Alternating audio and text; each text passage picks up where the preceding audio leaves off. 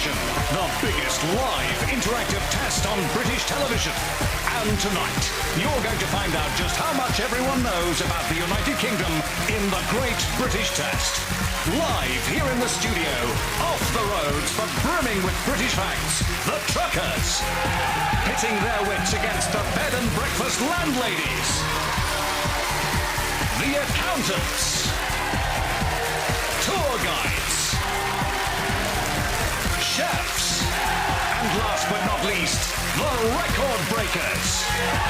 Now please, welcome your hosts for the night, Anne Robinson and Philip Schofield.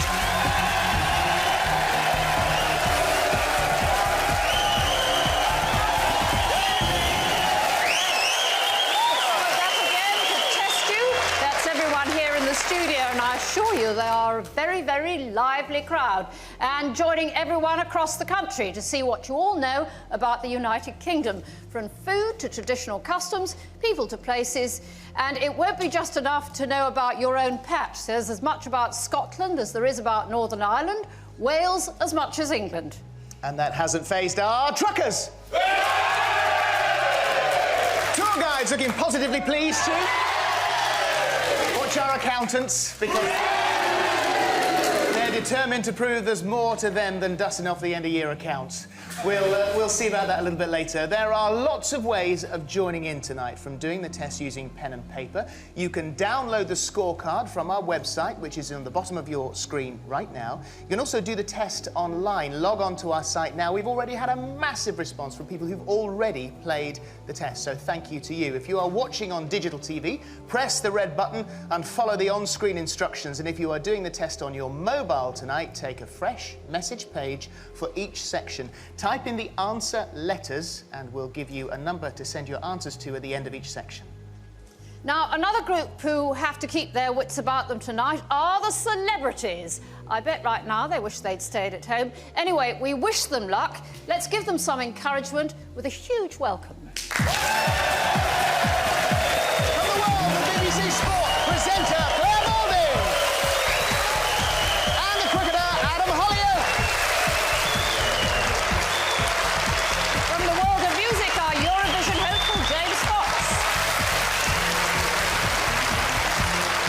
And from hearsay to the classical charts, Mylene Clark. The woman who's been voted Scotland's most eligible female presenter, Jenny Falconer. And Northern Ireland's award-winning TV chef, Paul Rankin. And from the bill, the scary but very sexy Inspector Gina Gold actress, Roberta Taylor. And Casualty's womanizer, Simon Kaminsky, alias Chris Colquhoun. Now, are you feeling a bit worried, celebs? Sort of pensive? To calm your nerve, let's have a look at some of the things that are typically British, a theme we'll be returning to a few times during the evening. Here's take one.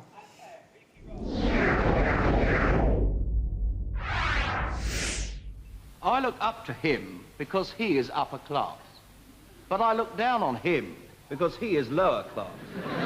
Mr. Bailey, I want to see you in my drawing room at once. Won't be a minute. That is correct. You will be 10 seconds. When I've got my decent clobber on, I'm completely classless. Providing I don't open my mouth, I could pass for anybody. We're living in a classless society, you know. I've got money, you've got money, we're all doing very well. What is the problem with this kind of jealousy? It's so déclassé, you know. Tell me, are you impressed by aristocratic titles? Oh, no. I speak my mind no matter who I'm talking to. I see. You mean you wouldn't let anyone take advantage of you? Pardon? I mean, you wouldn't take things lying down, even from a duke. You are awful. I like you. Would you put both your names, please? I only use one. You don't have a first name. No, I'm Lord Melbury, so I simply sign Melbury. Go away. I'm so sorry to capture your lordship. Peter, show Mrs. Kennington Stroud a chair. Over there. That's a chair.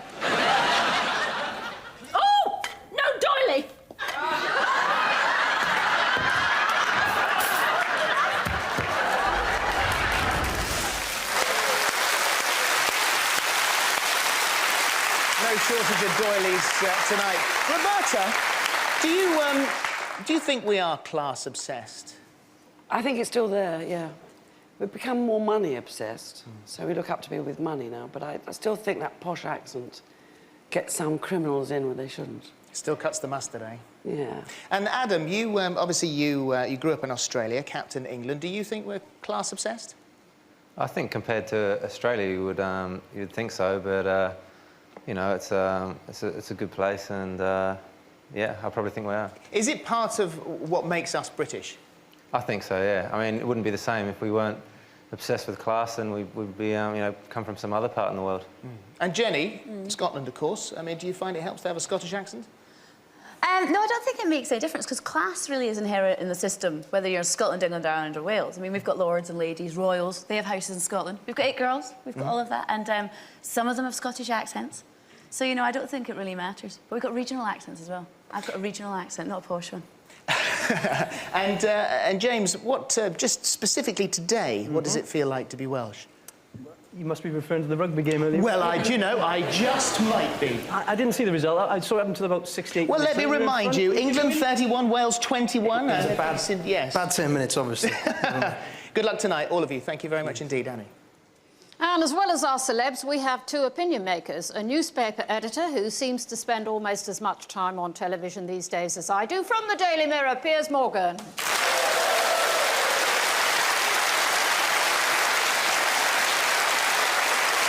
joining him, former editor of The Express and Independent on Sunday, Rosie Boycott.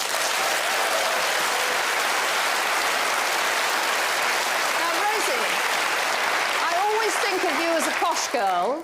Thank you, Anne. Yes. I think you're quite posh too. No, I'm not nearly as posh as you. Does class still matter? Oh, yes, absolutely. Class will always matter while we have a royal family.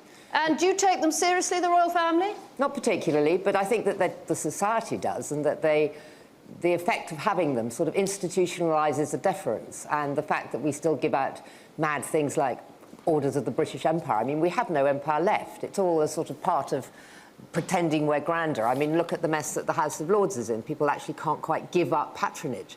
Patronage breeds a sense of class and of a feeling of superiority, and it's still that people are. I mean, you could see, admittedly, every single clip you used was incredibly out of date, which I didn't think was quite necessary, because I think you can still quite a lot on telly that shows a lot of class. But, I mean, Piers, you edit what is essentially a fairly down-market paper, but it's read by... I expect that from Rosie, don't do my job for me. Well, I said essentially, but I know it's from also... her. You just behave yourself. You know, but you are... It's also read by a lot of sort of people who think that it's kind of quite, you know, risky to read something like The Mirror. Rosie, would you accept an invitation to Buckingham Palace? Well, I have done, but I wouldn't have done again, because it was hellishly boring. Right. Now, you're never likely to get an invitation, Piers, to Buckingham Palace. We don't need one. We're in there most of the time anyway. So. No, but you rely heavily on your paper, did you? Your paper relies on the royals. I mean, the Paul Burrell book, getting one of your reporters to be a servant of Buckingham Palace. What would you do without the royal family? I've no idea. They've been marvellous for us, and I want to thank them. You know, we love the royal family. People think if you write stories about them, you don't love them. But, of course, the reason we write about them is the public, whether they admit it or not, would love to be at Buckingham Palace and would love to be inside there. When we saw the Queen's breakfast table with the Tupperware, I mean, one of the great moments of all time. The Queen has Tupperware for her breakfast. What could be better? What could be a better illustration that class is no longer matters? Oh, absolute rubbish. Yes, it's an illustration that I tell you what, Piers, madly. I don't think there's any Tupperware on your tables, is there, B&B landlady? I want to say that my mother's a B&B landlady, and I'm right behind you tonight. Yeah, right behind you. And if the accountants win tonight, they've been winning against me for years. If they win tonight, it's a travesty. So come on.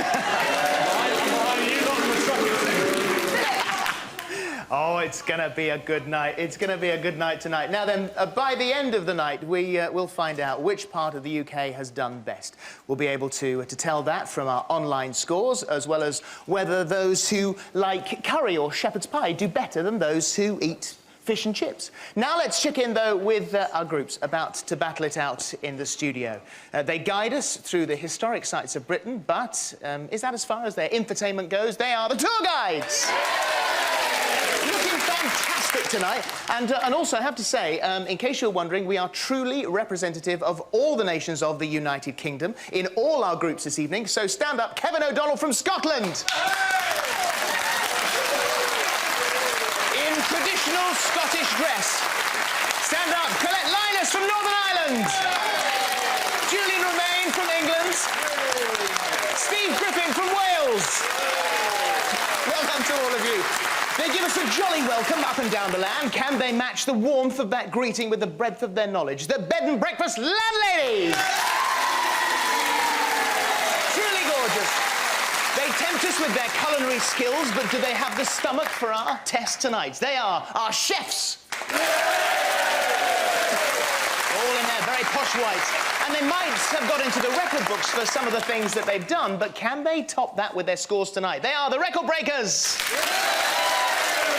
In fact, just to prove that they are record breakers, everyone is here for a very good reason. This is Steve Shannon. Steve, you are the world's fastest talker. Yes, Sean Shannon. OK, would you give us a quick rendition? To be or not to be, that is the question. Whether there's no but the mind is stuff that sings and arrows will raise fortune or the comes against these drops, my goes them to die to simmer by to in the hot, I can 1,000 shocks if there's a consummation to understand. That seems to be potential on this drop for the with dreams coming shut out more coming to his pause. Round of applause, I think. If the programme should overrun tonight, who's going to do the closing link?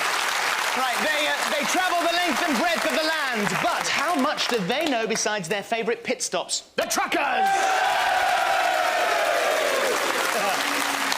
They can baffle us with numbers and tell us when we're in the red, but will they be flush with success by the end of the night? Please welcome our accountants!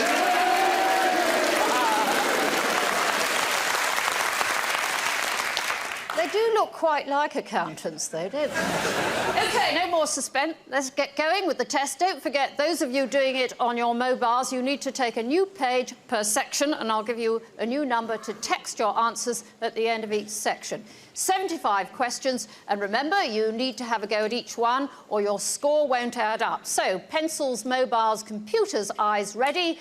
The Great British Test is about to begin.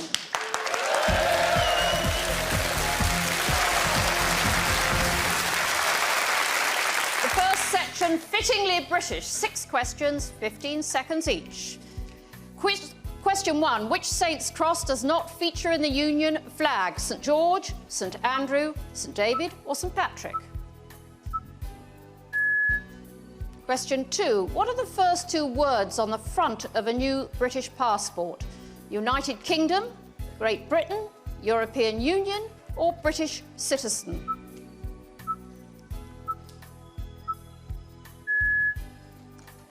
Question 3. How should you address the Queen when you first meet her? A. Your Highness. B. Your Majesty. C. Your Excellency. D. Hello, Queenie.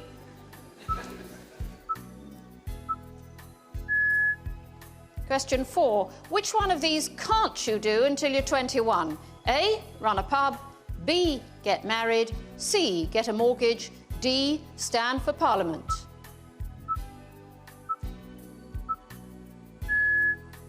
Question 5. At which time of day do the clocks change over to British summertime?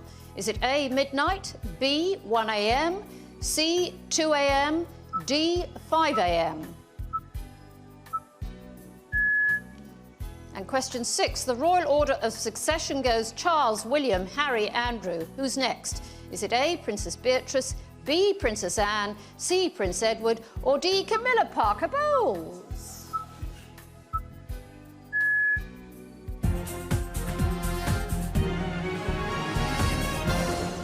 Now, tour guides, that must have been like falling off a log. Very easy? Quietly confident. How about accountants? I love the way you've all worn a tie. Isn't that sweet? Or at least the men. Tell me, who are the worst clients, men or women? I don't think they know. Right, next, first impressions. These are quotes about the British. 15 seconds per question.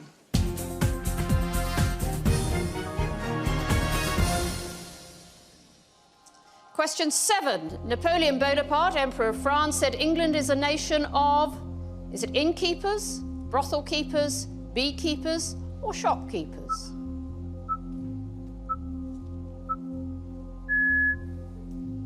Question 8. J.M. Barrie, the Scottish writer, said the greatest morale attribute of a Scotsman is that he'll do nothing to damage his.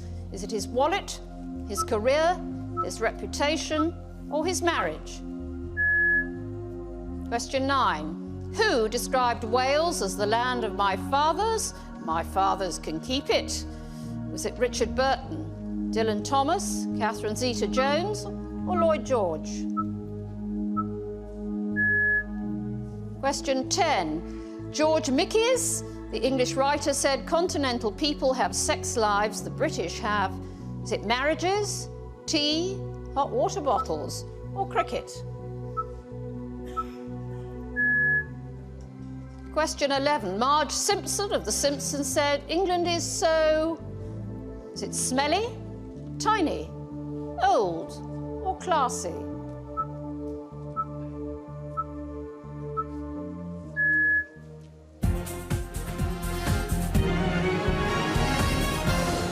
Now, landladies, do we like Marge Simpson?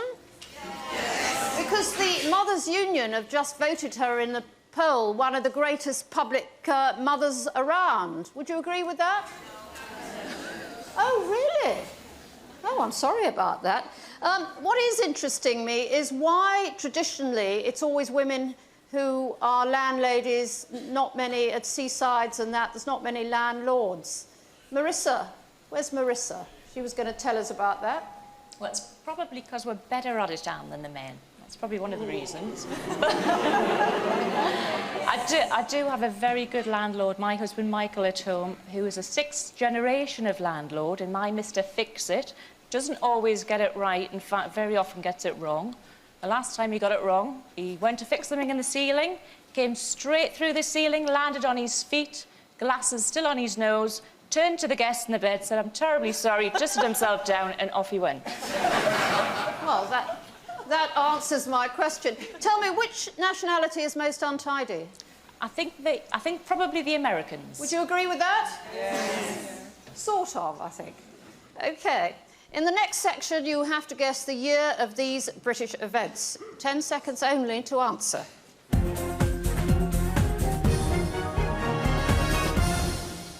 I'm happy, I'm feeling glad I got sunshine.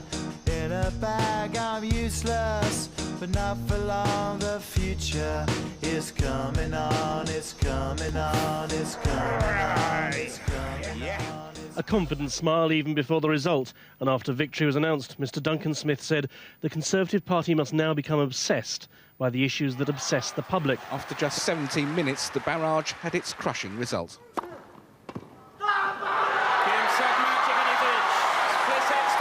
On the hill, the despondency reflected the lowering clouds overhead. But for Goran, the sun was shining. I know who you are. The next time I see you, I'm going to turn your backsides. You hear me?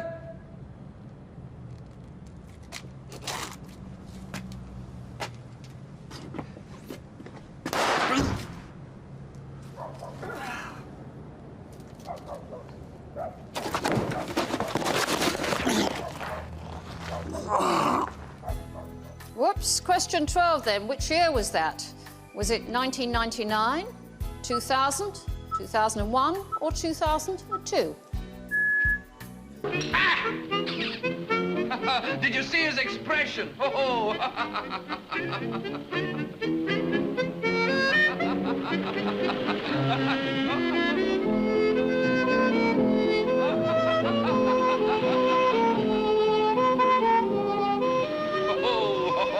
It wasn't that funny.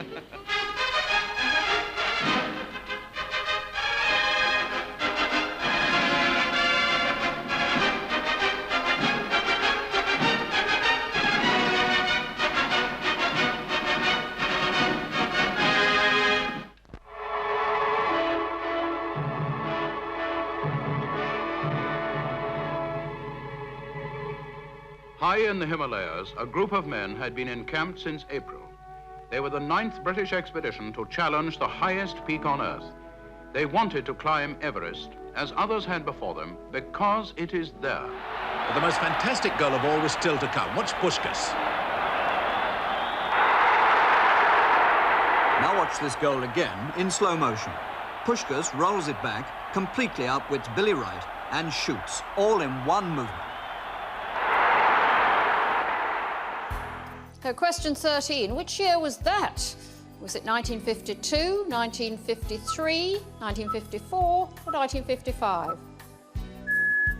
Get it on, bang a gong, get it on. Get it on, bang a gong, get it on. 1 pound is 100 new pennies, 100 new pence to the pound. 5 yards now from the all-black line. Can the Lions wrap this ball? They can to Edwards. Edwards going. Davis is there. Gerald Davis has scored a try. And that was it. The Lions winning the 3rd test. Next week we'll interview Boris Goodenough, Boris not quite good enough, and Boris absolutely useless. So it's good night from me, and it's good night from him. Good night. Good night. Good night. Good night. Good night. Question 14. Which year was that? 1969, 1970, 1971, or 1972? Gotta get up, gotta get out. Grab the world by the throat and shout. Sarah quickly got the message, and so did the Prince. England punched out of the competition by the best player in the world. Afterwards, a delighted Diego Maradona claimed divine inspiration. Got the one and only walking, talking, living dog. Got the one and only walking, talking, living dog. Can I go now? Right, thanks, Cliff.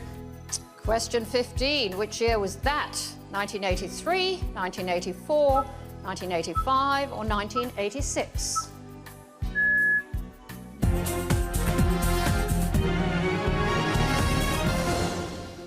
And that's the end of the first section. 4 more to go. Now, those on your mobiles, you should have 15 letters waiting to go. Here's the number to text: 07797 808 500.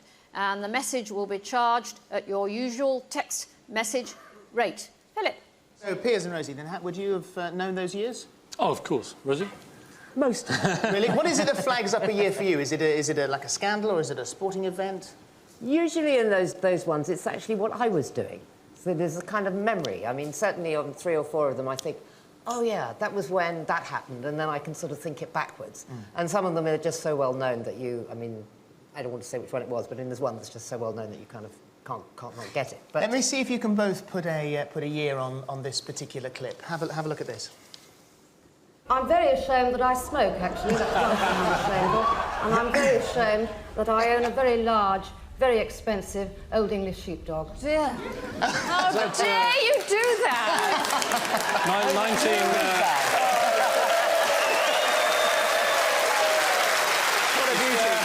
So that was 1983. 1912, was that? Don't Maybe you a little even earlier. think of laughing, because I was representing the Daily Mirror that night on Question Time. What year was it, Annie? I think about 1982, but we'll pass well, over. I'm not far off. What did you say? 83. 83, Oh, right. very good. You She's actually, right. you do look younger now, actually, to be fair. Can I say All this? that plastic When surgery. was it? It was 1983. 82. Oh, 83? I was a prize. it? Yeah, of Shame course, about you'll the get jumper. that. At this stage of the proceedings, I think we ought to give you a brief update. We can tell you that in the lead at the moment are the tour guides. And in last place, the chefs. Let's meet some of the people who are actually with us in the studio here. We've got Mark Hyams and Jenny Kick, both accountants. Welcome to both of you. Who is in the lead as far as your careers are concerned? Who's further up the accounting I'm 2 years ladder? further up. You're further up, are you? Further up, yeah. And who is it that does the accounts when you're at home? I keep my eye on the money. Really? I keep my eye on the money. Stop our spending. You're not a sort of usual accountant, are you? I mean, you've got a bit of a daring lifestyle. Yeah, I do like to do one or two things. Well, like a bit of bungee jumping, perhaps? Yeah, maybe. What were you wearing at the time? Well, I was in evening dress, actually. I was at university, and it was at my graduation ball, and I'd spent ages getting ready and had a lovely dress and done my hair. And then I got to the ball, had a few glasses of wine, and thought it seemed like a good idea. You've got the vision of you when she's coming back up again with that ball gown, right? Everyone's got that same vision. Welcome to both of you, and the very best of luck. We've got Neil. Neil and Elaine are over here. They're in our record breakers, and they're world champion arm wrestlers. Welcome to both of you. How do you, Philip? So with this, what is the secret? It comes to obviously strength. Let's have a look at your muscles. And yours? Yeah, very good. You've got 11 at the moment. You've got 4. So you obviously got a bit of catching up. I am destroyed by this fight. I'm terribly sorry about that. It's not good, is it? No, it's not good. It's not a very feminine sport, is it? Oh, I could show you several lady champions. I'm sure you'd love to get to grips with. It's lovely to see you this evening. Very best of luck. We'll see whether or not you can sort of catch up a little bit on that score. Oh, I really need to. Yeah. All right, mate. Over to the chefs now. We've got Dermot Slade and Lee Janes. Now, Dermot, which one of you? You're Dermot, aren't you? What have you just won? A sort of very important Welsh title. Chef of the Year. Welsh Chef of the Year. Chef of the Year, yeah. And it just so happens that you're sitting next to one of the judges. Yeah. Yes. No cheating going on here. No cheating involved. Was there a bit of a problem with the timing? Oh no, yeah. Night before the competition, we're not allowed to wear watches in the actual kitchens. Looked around everywhere for a clock. Everywhere was closed. The next morning, panicking like mad, trying to find a clock. In my hotel room, I thought, that looks nice. Nice little orange clock. I thought, borrow that. Nobody know. Back by 4 o'clock. Borrow? You mean Steve? No, borrow. Okay. Off I went, put it onto the table. Halfway through the competition, really, highly stressed. Looked up, and the general manager and his daughter standing there, watching me pointing at the clock. You are joking. No. So you won under false pretences then? No, I didn't. Let me give you your scores. I'll get them down my ear for you. Dermot, I think you have currently got 4. Lee, you have got 7. Oh. So the judge is in the lead. Annie? I think the female chefs look most beautiful, though, in their whites. Very fetching. Now, let's have another example of We the British, this time at play.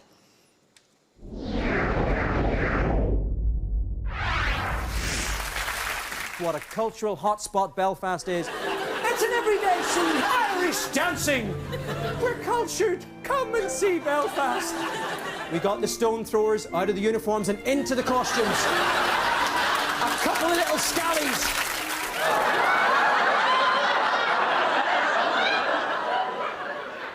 I'm sure your parents must be very taken with him. It's what a pity they couldn't have come. We'd have been delighted to see them, wouldn't we, Mr. Oh, yes, Mr. Rixby. They're going to Glyndebourne. Glyndebourne. Yes, the 3-day event, no doubt. Did you bring that, sir? Yes. Is it for us? Yes.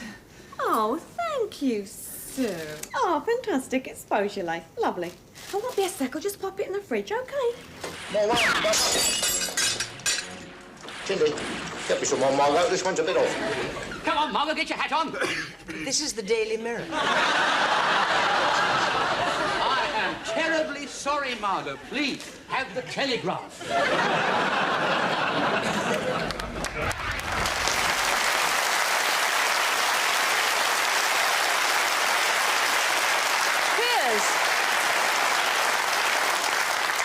Readers snobbish about, or is there any snob value? They're not. That's the whole point. They're decent, proper people. I mean, look at that, just disgusting snobbery. I mean, I've seen we all share a sense of shame, don't we? At that ghastly woman's behaviour.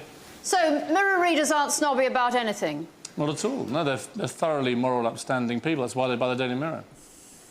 Claire, the sport of kings you represent, it's still very snobbish, isn't it? No, I think, to be honest, horse racing, above any other industry in the country, represents the whole gamut of society.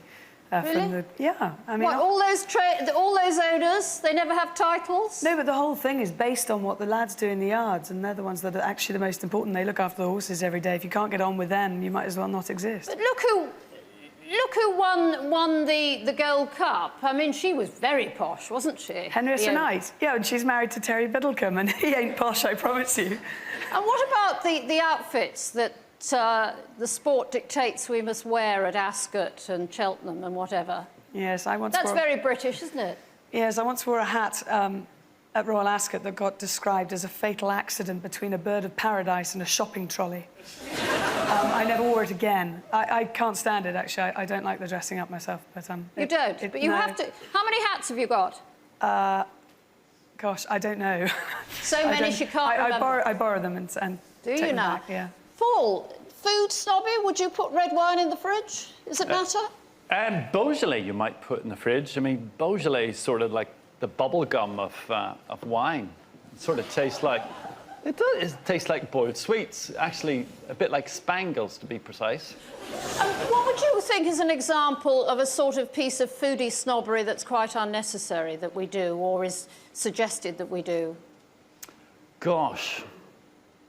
I mean, choosing the right colour of wine with a certain type of food, I think, is certainly a passé type of thing now. We say now that you can drink whatever colour of wine you like with it, whatever type of food you like.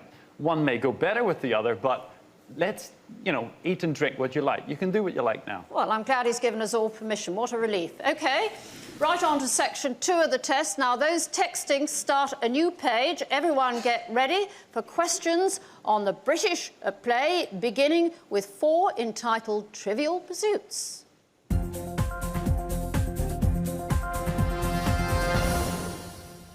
Question 16. Which of these championships takes place annually in Cumbria? Is it gurning, conkers, toe wrestling, or cheese rolling?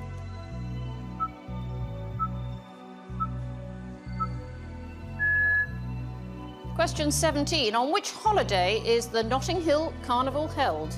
Is it Easter, Whitsun, May Day, or August Bank Holiday?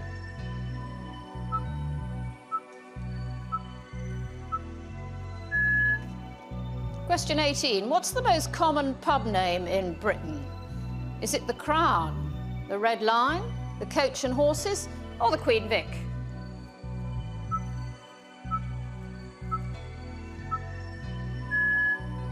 Question 19. How much of what the average Briton drinks is tea? 20%, 31%, 40%, or 51%?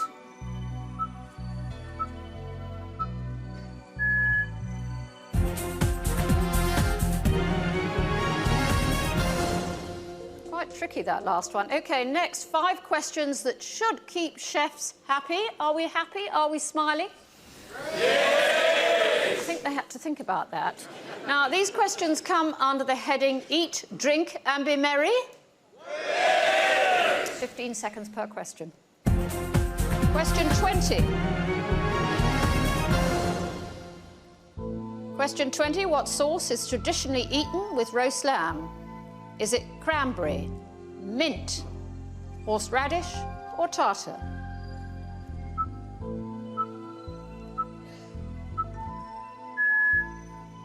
Question 21.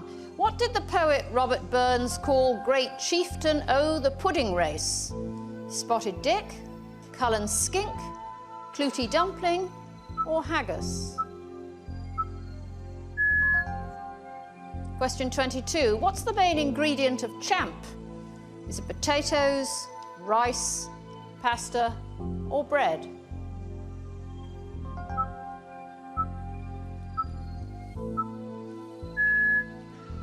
Question 23. What snack was invented by John Montague so he didn't have to leave the gaming table? Cornish pasty, a sandwich, a sausage roll, or fish and chips? Question 24. Where would you find the Curry Mile? Manchester, Bradford, Oxford, or Glasgow?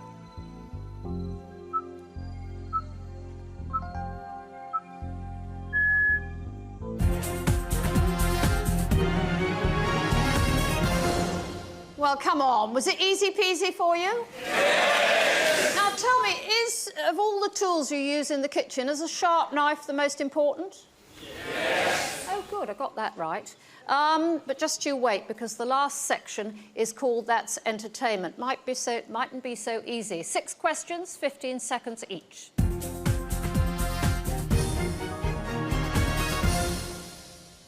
Basic plot?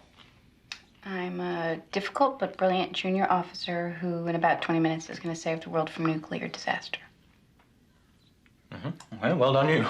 Message from command. Would you like them to send in the HK? No. Turn over 4 TRSs and tell them we need radar feedback before the KFTs return at 1900. Then inform the Pentagon we'll need Black Star cover from 1000 through 1215. And if you say one word about how many mistakes I made in that speech, I'll pellet you with olives. Very well, Captain. I'll pass that on straight away. Thank you. How many mistakes did I make? 11. And Wainwright. Cartwright. Cartwright, Wainwright, whatever your name is. I promised little Jimmy I'd be home for his birthday, so could you get a message to him that I may be a little late? Certainly. And little Johnny? My son's name is Johnny? Yeah. So, question 25. Where is that rooftop? Is it in Camden Town, Notting Hill, Covent Garden, or East Croydon?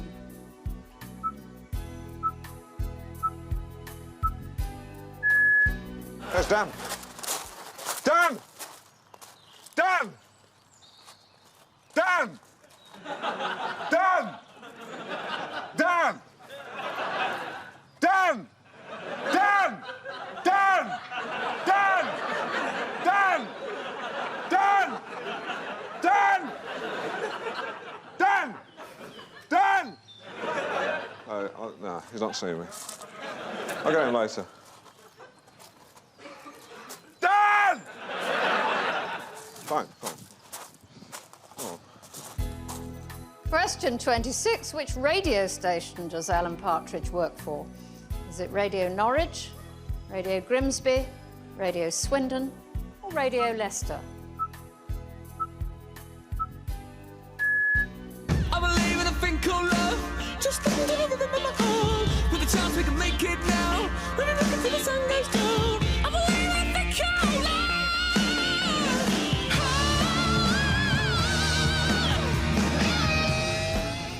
Question 27. Who is the lead singer of this band? Is it Justin Hawkins, Dan Hawkins, Frankie Pulane, or Ed Graham?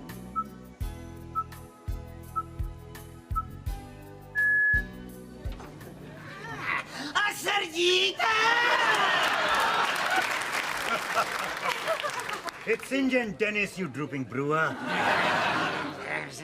Oh, what are you doing here? Well, we British love to come down to our local for a pint. Of course we do. Oh, Vanessa, hi. Not yet, but I'm working on it. Question 28. What's the name of this show? Is it Toodle Pip Old Chap, Goodness Gracious Me, Anyone for Tennis, or Time, Gentlemen, Please? Dangerous, just get it up. The way you move, so scandalous. It's all about the two of us. A one-night stand just ain't enough. I need some stimulation, baby. A little conversation, maybe. You got me spinning around like crazy. There goes my baby. Okay, question 29. How do you spell that group's name? Is it Mystique, Mystique, Mystique, or Mystique? Question 30. One of these place names from Little Britain really exists. Which one? Is it Flatley, Herbie, Llandewey, Brevi, or Shire?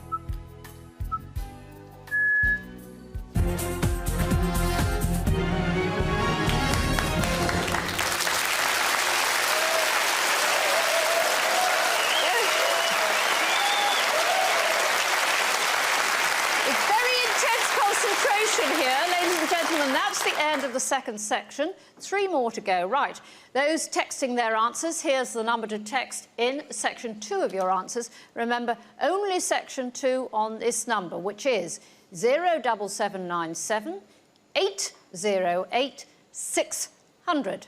Philip. Stephen Margrave is a trucker. Wow. And where's your... Hey! You all right, man? You all right, sir?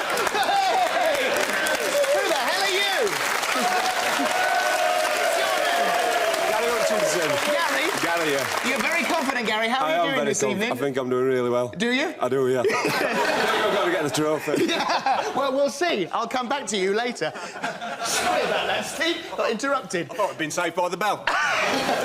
What's your favourite pit stop? I would say Crawley Crossing at M1 Junction 13. And that's because of a great big old fat fry-up, yeah? No. No. That's a stereotype. A nice salad.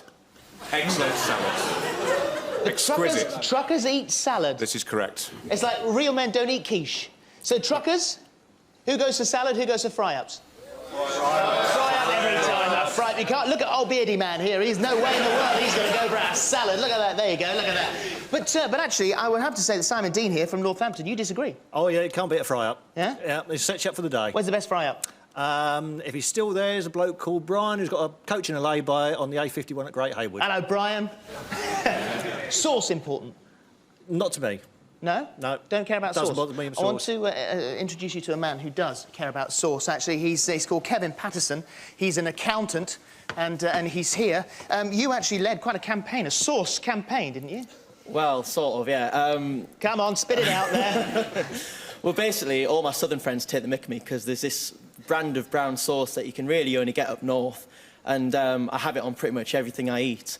Unfortunately, about a year ago, they stopped making it, and so I really couldn't bear the thought of having pie and chips without it on them, you know. So I got all my friends, even though they didn't even know what this sauce was, to write to the company and email the company. Did he get reinstated? Yeah, I did, about a month ago. Well done, you. Very good. Excellent. Yeah, good old British sauce. At this stage of the proceedings, this is not going to be popular. The celebrities are in the lead. Oh, the chefs have moved up. You're in 4th place. And so far, no one has 100%. There's still there's no time to get 100%, but you can't do that now. But nevertheless, the chefs, you could win this. You never know. The interesting thing is the celebs are looking quite intense because they're actually all very competitive over there. You can see they're absolutely determined to win. Now, Rosie, where do we sit as the Brits on the world stage? Well, a lot smaller than we were in, say, 1825, when we covered whatever it was, 32% of the globe was red, which was our colour. We have got a lot smaller, but I still think we have very grandiose ideas. I always think that, that we're actually much more like the Northern Europeans than the Southern Europeans. I mean, we obey the rules, we queue. I mean, there was a hilarious thing when they first opened Euro Disney, for instance, and the French and the Italians all arrived and they ripped up all the barriers.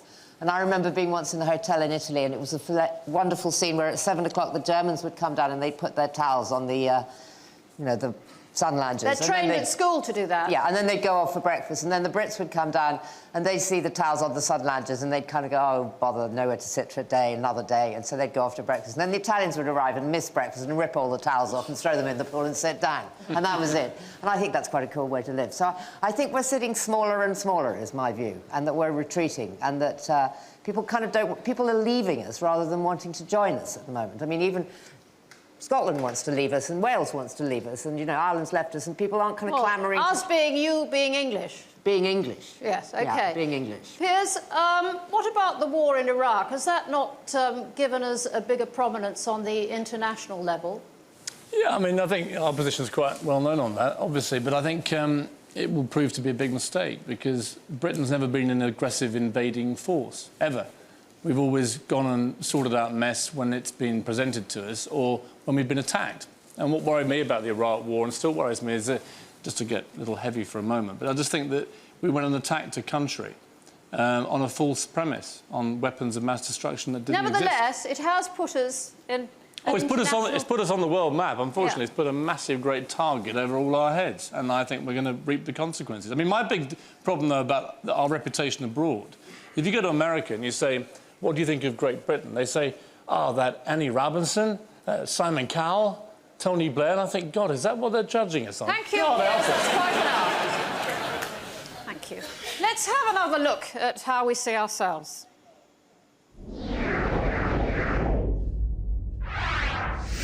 Well, let me ask you a question. Where did Jesus come from? England. Yes, my dear, England. Yes, he did. The English, we didn't invented them. We did. We put them down south and we said, right, you can be the English. You just stay there and we'll come down and kick your arse every now and again. Environmental agencies say it could be one of the worst disasters in recent years as forest fires continue to sweep through Borneo. They say an area the size of Wales has been destroyed. And, you see, now, why do I have to say that? Eh? Why Wales? It's always an area the size of Wales, isn't it? It is a typical exhibition of the British phlegm. I spit on their British phlegm.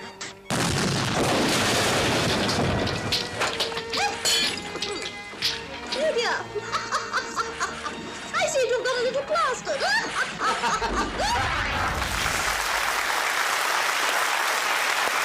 James is representing Britain in Eurovision. Obviously, we trust this time we're not going to get nul point. The pressure's off this time, sorry. So what are you? Are you British or are you Welsh? I was born and bred in Wales. I love Wales, but I guess my best friend's Scottish. I go on holiday in Ireland, and I live in England right now, so I guess. Mylene, what is it about being sort of British that makes people take the mick out of us? Probably because we can let them and not get offended by it. I think we've all got a pretty good sense of humour, and we're polite about it. We're not exceptionally reactionary. And Chris, you're a happy, proud Yorkshireman. Has there been a time when someone has said to you, you've got to try and chop the edges off that accent? No, not at all, not really. I mean, I remember being at drama school and being told that we must learn RP, or, well, kind of Queen's English, but it's not actually the Queen's English, it's more kind of news speaker speak. But nobody ever kind of said, don't use your accent. In fact, it's been an invaluable asset Is it fashionable to have an accent now? Well, I think you only have to look at the programmes that are on television to see how many regional programmes there are, and the accents are very strong in all of those. So, yeah, absolutely. OK, team, thank you very much. Annie. Back to the test. We're off around the country now. This section is the best of British. 5 questions, 15 seconds each.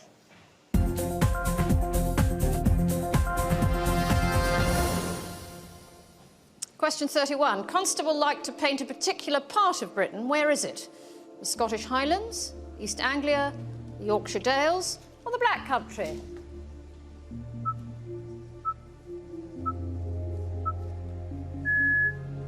Question 31. The investiture of the Prince of Wales took place at which castle? Carnarvon, Aberystwyth, Cardiff, or Harlech?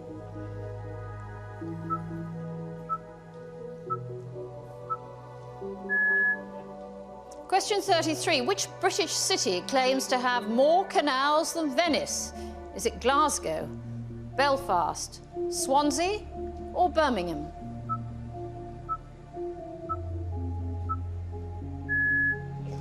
Question 34. Which of these moorlands is part of Bronte country? Haworth Moor, Bodmin Moor, Exmoor, or Dartmoor?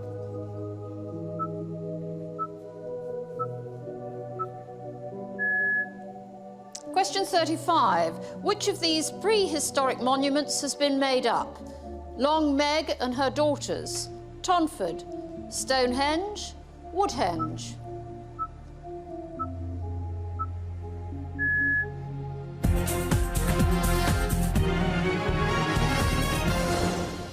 Easy for the tour guide, surely.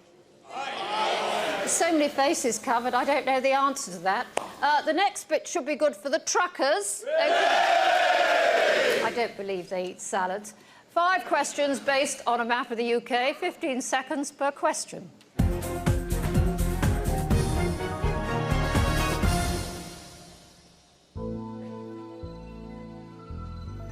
OK, question 36. Which motorway connects Exeter, Bristol and Birmingham? Is it the M4, the M5, the M6 or the M25?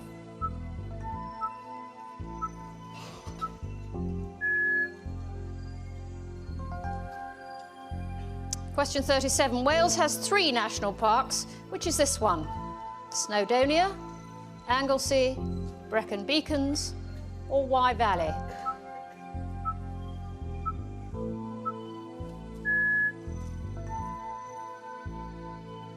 Question 38. This is Northern Ireland's longest river. What's its name?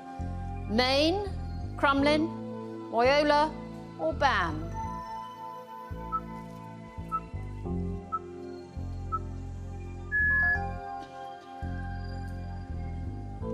Question 39. Which loch is this? Lomond, Fine, Long or Ness?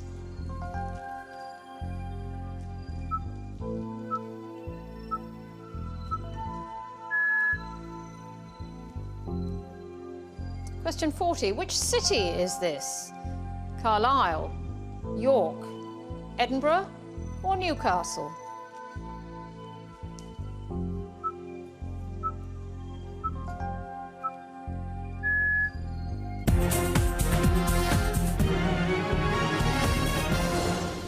I suppose you could have done those truckers with your eyes shut, could you? Safe things they are. Now tell me, where's the worst bottleneck? Is it the M25 or the M6? Could we all agree? M25? OK, M25. Last 5 questions on this section to test your powers of observation. 15 seconds each.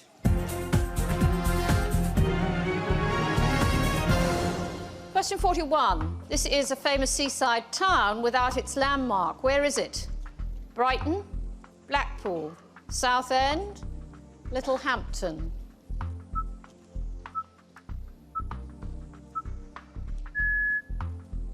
Question 42. Which famous castle has been turned upside down?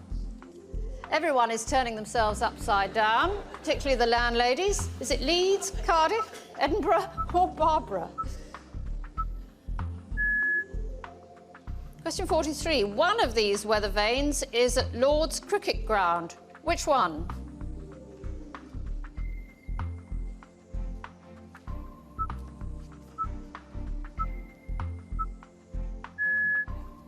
Question 44. These are close-ups of which monument?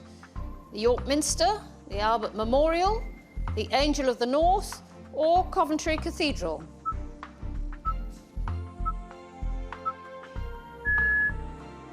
And question 45, where is this chalk man? County Down, Ayrshire, Northumberland or Dorset?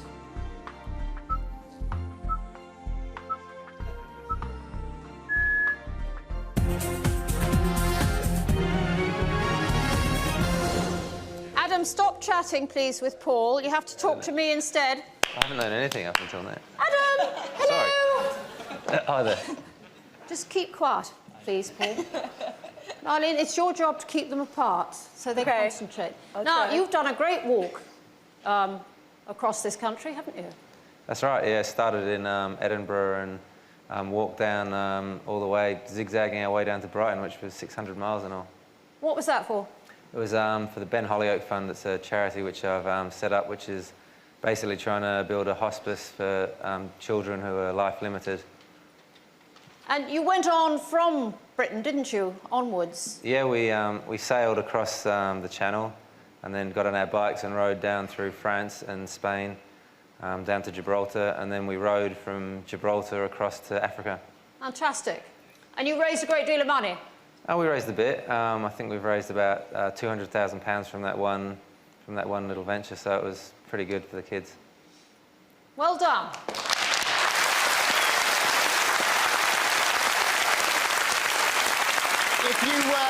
If you're looking now to text your answers in, the number you want to send them to is 07797 808 700, and the best of luck. Let me introduce you now to Chris. Chris Watt. He's 17, he's from Edinburgh, and he has a problem with his hands. Would you like to hold your hands up there? Yes. Chris, you do the sort of witchery tours, don't you? Yes, that's right, yeah. Costume tours around Edinburgh. Yeah, I did that once, and it's fantastic. A beautiful city. Do you go underground to the secret part of the city? No, that's the rivals who we never talk about, especially on live TV. Oh, is that right? Oh, I'm sorry about that. Well, obviously your company would be very pleased to hear what you're about to say, and that is there are occasions when you might have embellished slightly. It could be said. I mean, obviously the tour is all completely true. We'd never lie, especially when our boss is watching TV. But we did once let a group of American tourists in on the secret about a very rare animal that lives in the Scottish Highlands. It's got 3 legs, runs round hills. It's called a haggis.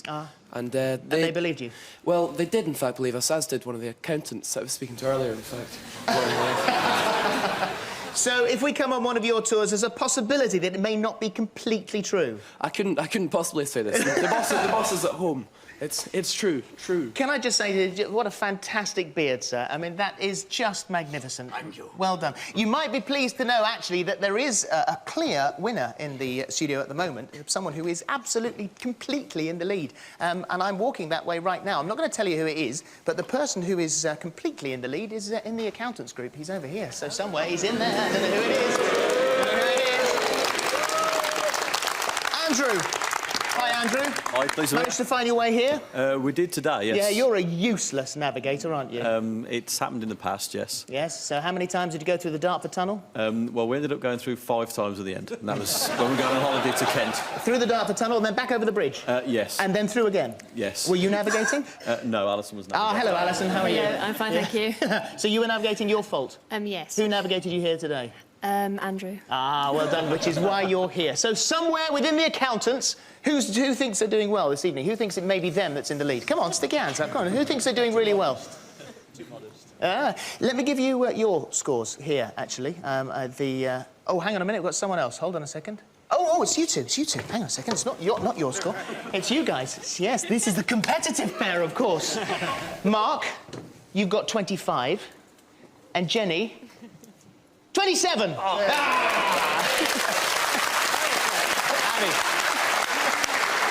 Claire, who are you supporting in our groups here? I think probably the B&B landladies, actually. Why? I've got a soft spot for them because I stay in a lot of B&Bs when working for the BBC, as you know. They don't necessarily go bundle on expenses. Sorry for my voice, by the way, it's a little hoarse. Adam, who are you supporting? Well, when I came here, I was quite intent on supporting the truckers because I think they're good boys. But I have to say, I saw the man dressed up as a monkey up there, and I thought he's got the same hairdo as me, so I'm now going for them. James, who are you supporting? Well, I've been enlightened tonight. I wasn't aware there was so many shades of pink available, so I'm going to go with the ladies. Well done, yes, that's very nice. James. No, we've asked James. Who we know? Mylene. Hi, I'd have to say the truckers. No, they work long hours and you wouldn't get your morning coffee without them. Thank you. Jenny, that is a... I reckon... Can I just say, that is a fantastic outfit. Can we see the shoes? Oh, yeah, sorry, I feel like a bit... Aren't they good? They go with the skirt. Yeah, sorry, keep my legs crossed. I'm quite pleased Piers is sitting there because he's blocking anything that Don't might trust happen. Piers. But I would say the chefs, primarily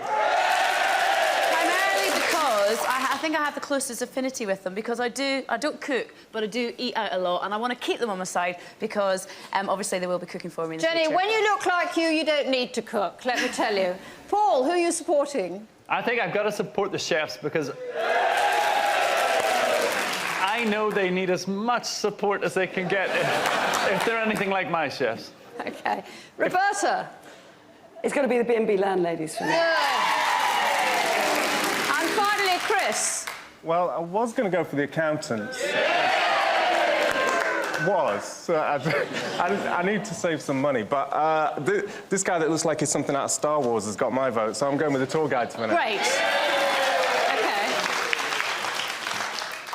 We don't want to put off any groups. I don't think anyone chose the record breakers. I think you're all fantastic. So keep going on to section 4. It's called Greatest Britain, starting with 6 questions, 15 seconds to get them right each time.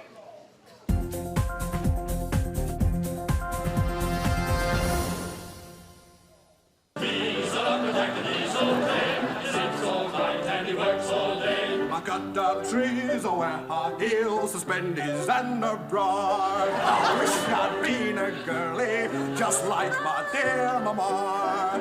I cut down trees, wear high heels, suspenders and a bra. I wish I'd been a girlie, just like my dear mama.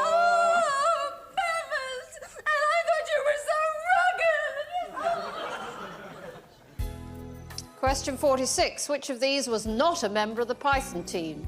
John Cleese, Bill Oddie, Michael Palin, or Eric Idle?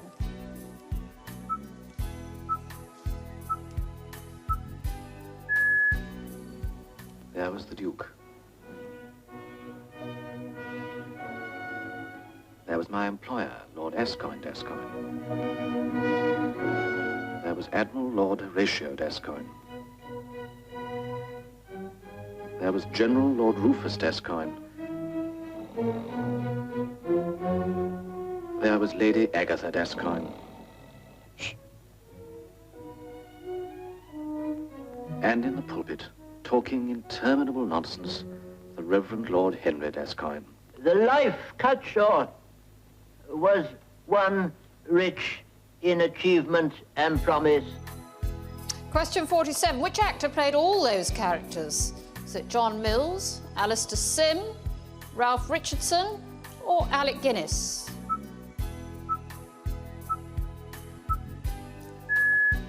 Alas, poor Yorick. I knew him, Horatio. A fellow of infinite jest, of most excellent fancy. He hath borne me on his back 1,000 times.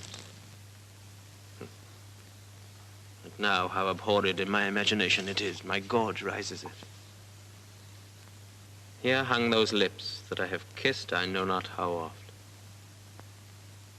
Where be your jibes now?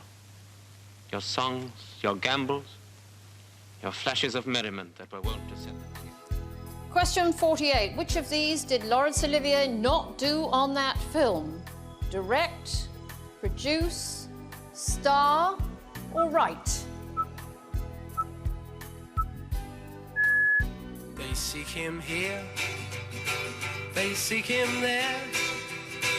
His clothes are loud, but never square.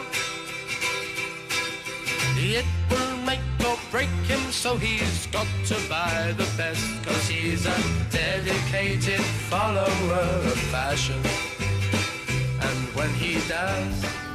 So, question 49. Who designed those clothes? Was it Mary Quant, Barbara Hulacki, Vivienne Westwood, or Stella McCartney?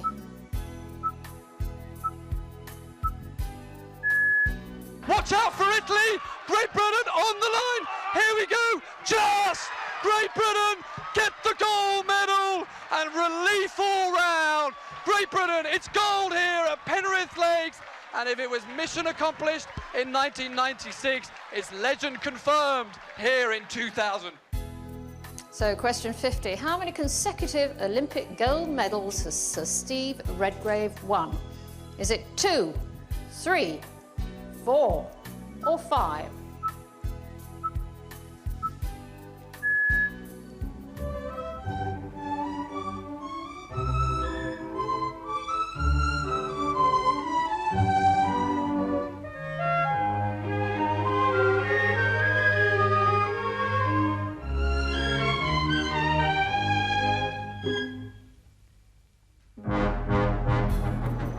So, question 51. By what name was Margot Fonteyn originally known? Was it Mona Inglesby, Lillian Alicia Marks, Peggy Hookham, or Paula Hinton?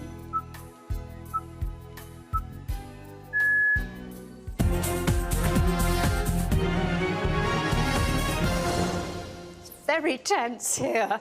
Next, groundbreakers. 5 of these, 15 seconds per question.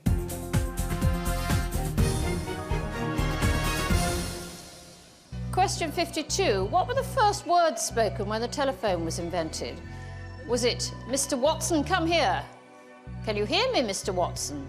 Mr. Bell speaking, or hello, hello? Question 53. Sir Tim Berners-Lee is known as the father of the what? The jazz scene, the World Wide Web, the pop art movement, or the British cinema?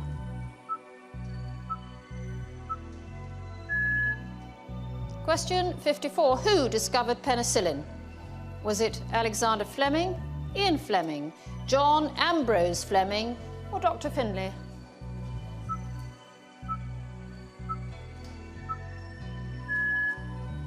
Question 55. What did John Logie Baird invent? Was it the gramophone, the radio, the television, or Yogi Bear?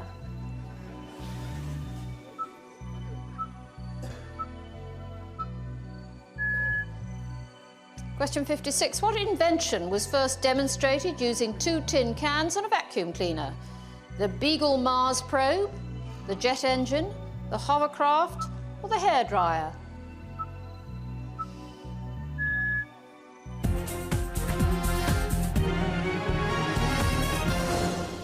OK, hands up anyone who found that round incredibly simple. Nobody, not even the cocky accountants. No? The record breakers? No? Don't tell me... Oh, look, we've got some tour guides who found it simple. Not very many. How did we do, celebs? Fantastic. Well, actually, can I tell you, however badly you think you're doing, that you're doing incredibly well. That shocked them even more. The last part of this section, 4 questions on British icons, 15 seconds each.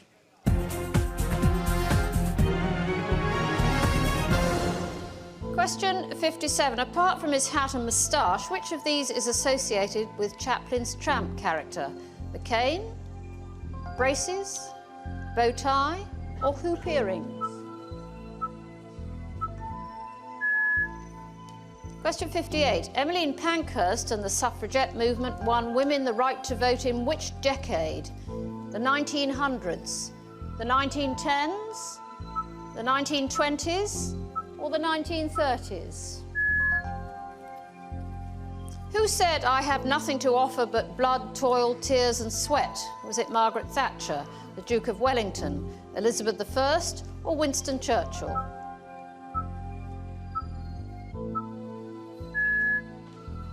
And question 60. In which war did Florence Nightingale tend to British troops? Was it the Boer War, the Napoleonic War, the Crimean War, or World War I?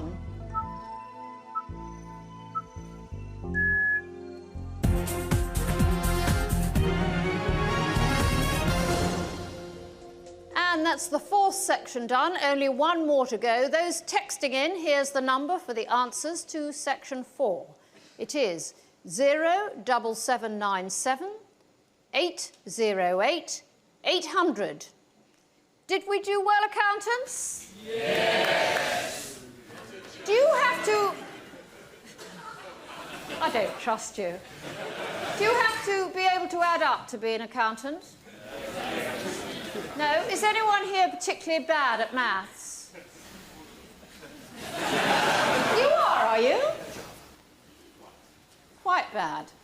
Philip? Nobody earlier on picked our record breakers as being their favourite group, and I think we ought to celebrate now how some of them, how brilliant they are. So would you please stand up, the record-breaking master swimmers, and give them a round of applause. Up they go. What about the world fitness champion? World fitness champion, here he is in the front row. What about the competitors for the world's largest simultaneous sing-song? Ah, there you are. And where is Alan Smith? Alan Smith, who grew the world's largest apple. OK, Alan, look at this. He had it bronzed as well. That's stunning, Alan. What's your secret? It was the happy result of a very sad year. We had lots of frosts that killed most of the apples, but this was one that got away. So one tree grew a huge apple. What are you working on now? Preserving the record, I suppose. So no other fruit or veg? We grow apples and pears. Ah, right. So you want a monster pear to go with that one now, then, do you? Well, I guess that Steady on, for goodness sake. Steady on. Let me tell you, at this stage, it's always really, really highly fought as to whether or not the men or the women come out on top here. And no, right. God, you were a bit slow then, weren't you? At the moment, for the first time, because usually it's always the men that win these destinations, it's neck and neck. Absolutely neck and neck. All right, Annie. Thanks, Philip. Piers, who would you regard as your modern Great Britain? I think of the last century, Churchill, without any doubt. But I found we had our Pride of Britain Awards last week, and it reminded me that actually the great thing about our country are these really weird, eccentric people that do amazing things. One guy last year, he's the one you may remember who runs marathons in a full diving kit, complete with an enormous helmet. And you just think, what on earth drives that guy? But of course, it's because he's just an eccentric, oddball Briton. And I think that's what makes our country very special. So we have all our icons and heroes, but often it's the public, I think, who get our attention more.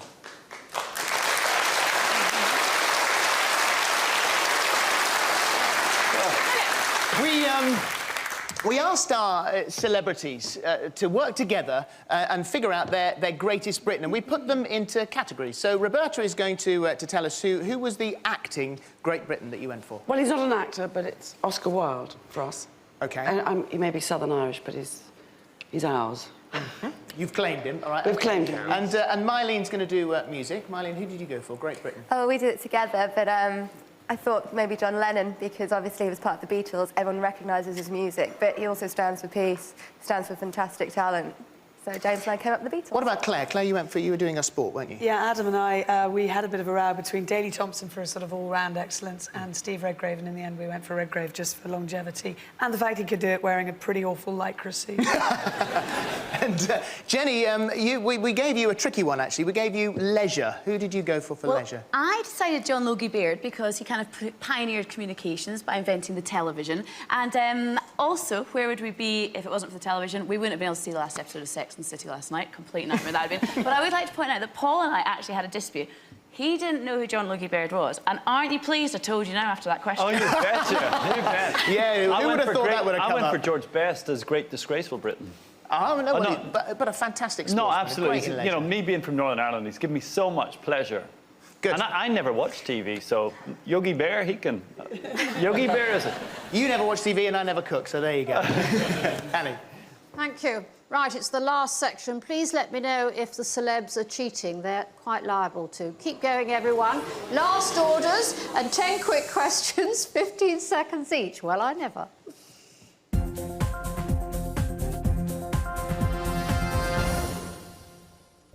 Question 61. If you encountered Hardy, Thor, Cedric and Gwillem at the Tower of London, who would you see? Beefeaters, tour guides, ravens or ghosts?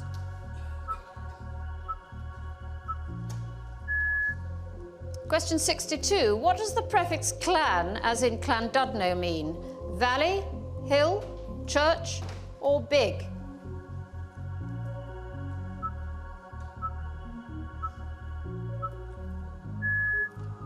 Question 63. How many pints of beer are sold in Britain every day? 10 million? 16 million? 24 million? 27 million? Question 64. Where does Harris Tweed come from?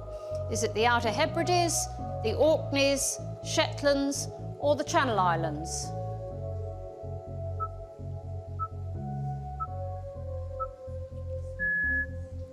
Question 65. In Cockney rhyming slang, what is a china? Is it a mate, a shop, a walk or a hat?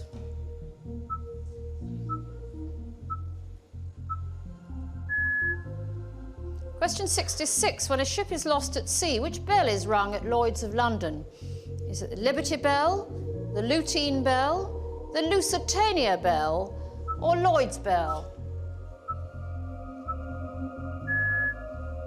Question 67. Which is the average Briton's favourite foreign holiday destination?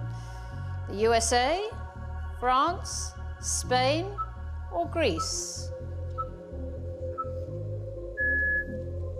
Question 68. Which is traditionally the only breed of dog to be allowed into every public place? The Pekingese, the Bulldog, the Corgi or the King Charles Spaniel?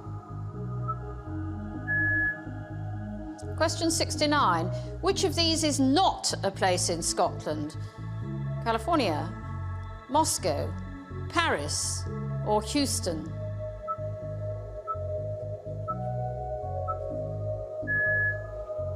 And question 70. Which of these characters lives in Walford? Is it Viv Windsor, Ken Barlow, Charlie Fairhead or Pat Evans?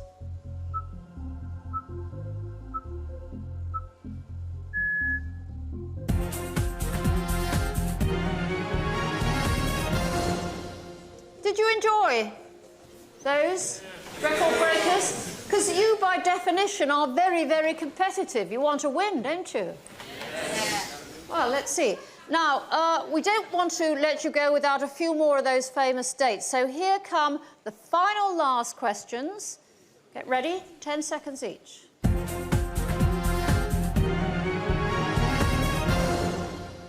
Tinky Winky, Tinky Winky, Dipsy, Pipsy, La La, La La, Po, Po, Teletubbies, Teletubbies. Say hello. Dolly, the first sheep to be cloned from another adult sheep, has become the centre of a worldwide debate about the ethics of modern genetic research. In particular, the prospect of cloning humans.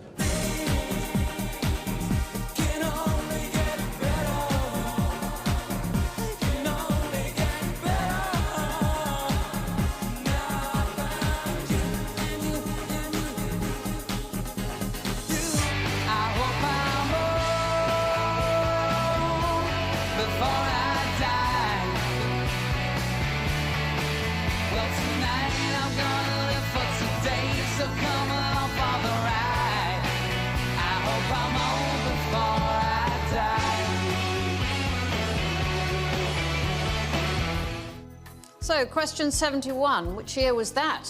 Was it 94, 95, 96, or 97? Sugar and spice and all things nice. Kisses sweeter than wine. Sugar and spice and all things nice. You know that little girl is mine. The scandal that unveiled the swinging 60s involving the war minister, the model and the Russian spy mixed high society sex with security, just when the Cold War was at its height. She loves you, yeah, yeah, yeah. She loves you, yeah, yeah, yeah. She loves you, yeah, yeah,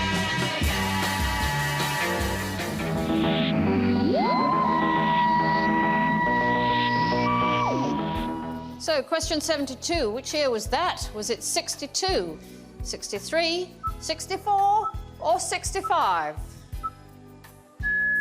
One day is fine and next is black. So if you want me off your back,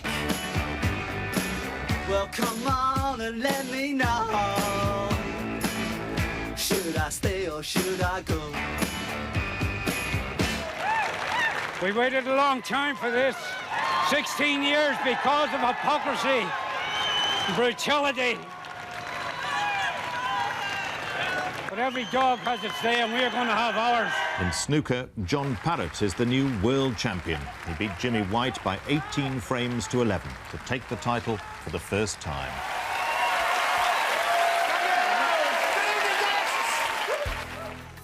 So, question 73, which year was that? Was it 91, 92, 93, or 94?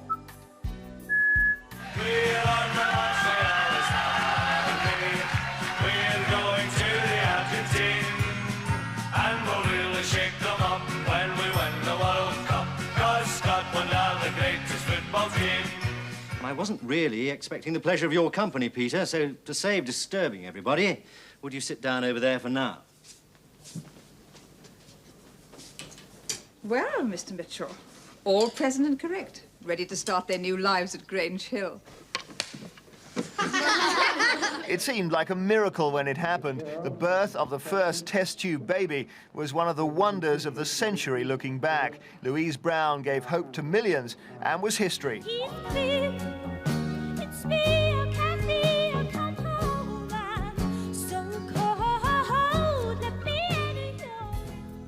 So, question 74, which year was that? Was it 76, 77, 78, or 79?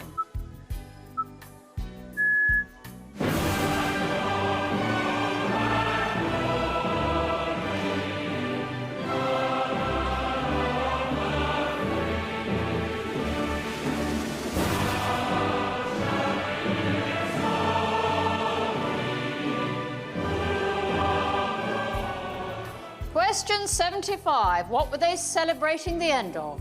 Was it the Tory Party conference, the Queen's Jubilee, the last night of the proms, or the Great British Test?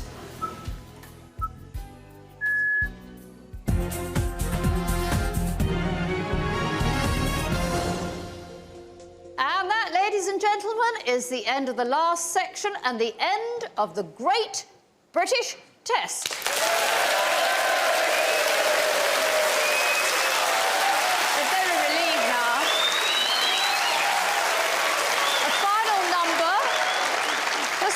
the texters their number because it's important for them. Texters 07797 808 900, and you should get your full scores very shortly.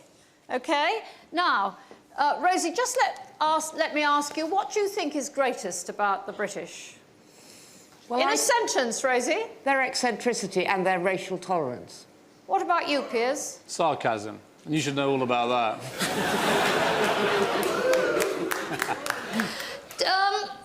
Aren't we very good at putting ourselves down as well as being sarcastic? Why shouldn't we? That's the whole point of being British. We love sticking it to each other. That's the beauty of being British, isn't it? You go abroad, something like America, they just don't get taking the mickey out of each other. Whereas the beauty about living here is you can just go up to anybody and say to a bunch of B&B landladies, you know, something derogatory, and they'll laugh, won't you? Of course you will. Well, actually, Piers, would you laugh if we all said something Thank you, derogatory Piers. to you? Thank you, Rosie. Thank you for being such good sports. We're going to take a break now for the news, so you've actually just got 30 minutes before we give you the results. In part 2, we'll also be taking a look at how the rest of the world sees us. I can already tell you that 45,000 people have done the test online and over 20,000 people have texted. So don't miss part 2, where those of you with pen and paper can get your results. And, of course, those brave people here in the studio will know theirs too. Following tonight's theme, we didn't feel we could leave you without a look at this. I choose Britannia when I fly. I fly, I fly, I fly. Puppies and the Queen Mum make me cry. Make me cry, make me cry, make me cry. I'm upper class 'cause I'm rich and fair. And fair, and fair, and fair. And I wear ladies' underwear. British, also British. Crosses on alone. British, also British. Set fire to them to keep us warm. British, also British. Big Ben and Millennium Dawn. British, also British. And foreigners can miss.